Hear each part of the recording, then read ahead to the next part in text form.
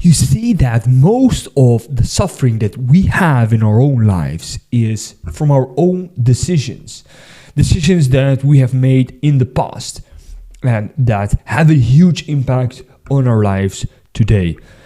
Think about it. Think about your decisions, big decisions that you've made in the past that are having a consequence, having an effect right now in this moment. And think back to the time where you were in a decision-making process and did not know what the right decision could be, but based on the information, knowledge, and experience that you had at the time, you tried to make the best decision. Well, oftentimes we can influence our lives significantly. We can influence our lives a lot, much more than we would like to think.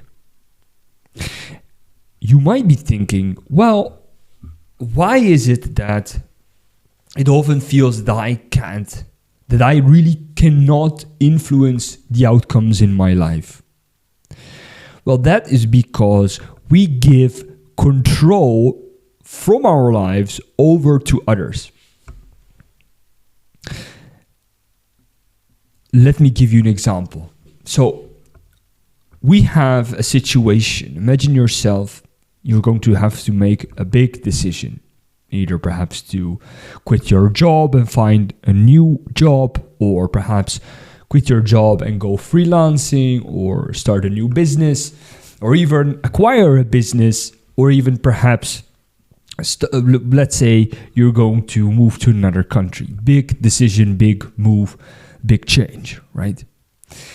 But as soon as you start letting your emotions rule your decision-making process, emotions such as, hey, that is a job where I can get paid much more, or perhaps that is a country where my family members want me to go to.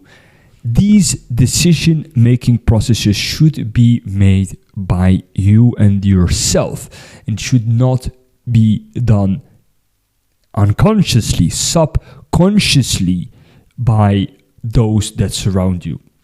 And that is what I mean, that oftentimes we let others make decisions for us. Perhaps when we were still young at high school, we let the teacher predict for us what our next level should be, what our subjects, what our choice of subjects should be. You should stop doing that and choose for yourself.